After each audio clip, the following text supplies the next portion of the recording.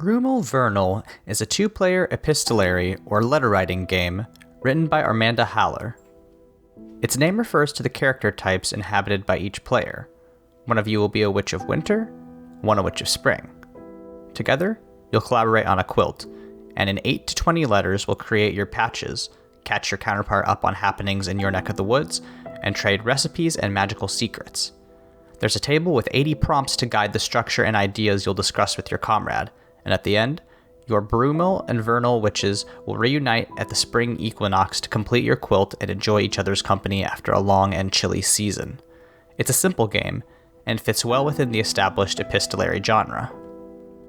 If we look at Brumal Vernal through the lens I usually use with my reviews, setting, mechanics, and incentives, I think we'd miss what makes the game special. At the beginning of the text, Haller notes that she's a secular green witch, and her reverence for the natural world flourishes in every passage. The game's tone is comforting, asking players to settle into meditative contemplation of the first snowfall and wait with bated breath for spring's first cautious buds. You are safe, you are in your element, and like the trees, caught between slumber and chirps of green renewal, you bide your time until you too can return to life. More important than its cozy vibes and natural themes, however, is the medium in which you play Brumal Vernal. While you could send letters over email or one of a half-dozen instant messaging platforms, to get its full impact, I firmly believe you need to play it by mail, because at its core, this is a game about longing. Have you ever missed someone? It's a strange feeling. I wonder, when our species first evolved the capacity to yearn, what our ancestors made of that impulse, that gentle ache left behind by a hug goodbye. It's consumptive, a hunger for a person's presence that gnaws away in the dusky hours before night. It doesn't seem to serve a purpose, save to remind us that we are social creatures, and that for many, isolation is as imminent a danger as a bleeding wound. As the dark days of winter force your witches into the solitude of their cabins, they must endure that primal reminder, abating their pain one postcard at a time. The fact that the game uses the word intention to describe your magic lends credence to my thesis. It's not an innate font of power, or the fruits of years of study, that enchants your quilt with seasonal sorcery. Intention is the thought you put into something to go the extra mile as a witch, putting your efforts and energy into something to work out a situation. Textually, the effort of your needlework, the sheer force of your will, is the source of your strength. And when you spend hours sewing, letting your fingers become separate beings to work needle and thread in deliberate, sustained jabs, you're left alone with your hopes, which are powerful. It is your desperation to finish the quilt, your determination to thread each stitch, and your eagerness to see your counterpart again that turns mundanity into magic.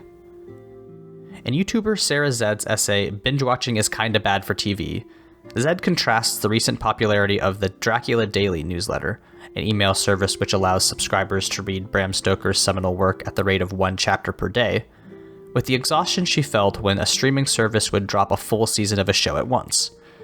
She highlights the strengths of serialized media. Gaps between episodes allowed viewers to mull over character interactions, speculate about upcoming events, and softened their criticisms of a program's formulaic structure. I thought about Zed's essay a lot while reading Brumal Vernal, and I think that the same way certain media benefits from a slow drip feed of new content, this game works best when you're in the same position as your witch, waiting patiently for that next letter. The waiting is important. In between letters, you have time to think, to imagine, to let the weaknesses of memory smooth out the abrasive edge of familiarity. Haller advises you share recipes, which I think would work especially well over the course of weeks, as you can report back to your friend how a batch of scones came out, or what spices you'd recommend to make a stew better fit your counterpart's season. When you include little details about your day, or questions about what the other player is doing, you're building out a world at the smallest scale, a world that can only exist in between two people, in the habitual mundanities that comprise so much of life, in the things both said and unsaid. The ways you answer will determine your character's interior lives, but will also color their relationship. Having time to ruminate on those details, time to read back over old letters and compound them into themes, stories, and beliefs your character holds about the way things are, will enhance the experience and, I hope, make Brumal Vernal a part of the week you look forward to.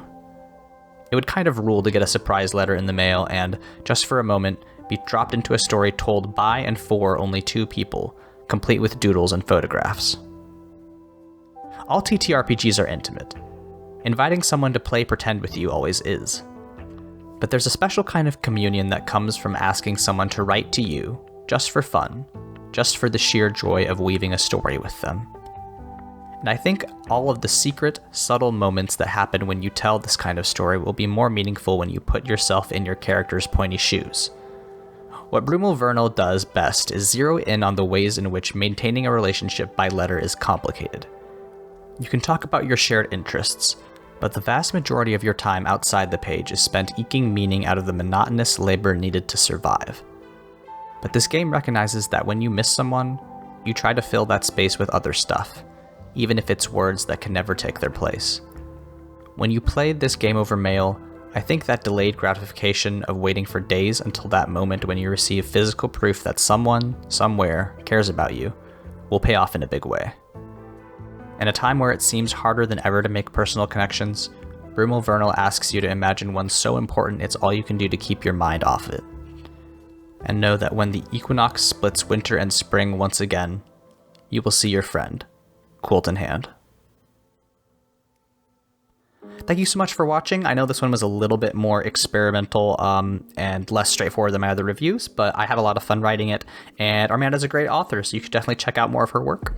If you liked this kind of stuff, please comment other games you think I should review, and, tell other people about my channel. I always want to get more people into indie games. If you want to know more about me, you can follow me on Twitter at AaronSXL, where I tweet about tabletop RPGs, writing, and health policy. I also do 2 other podcasts. One is at Mortified Pod, where me and my friend Layla do critical media analysis. We just talked about The Bird King, a book by G. Willow Wilson, which was really good and made us feel sad. I also do a podcast at The Bible Boys with my 2 ex-evangelical friends, where we talk about Christian media and do analysis, quote unquote, of that too. We just watched the first episode of the TV show God Friended Me, which was wild.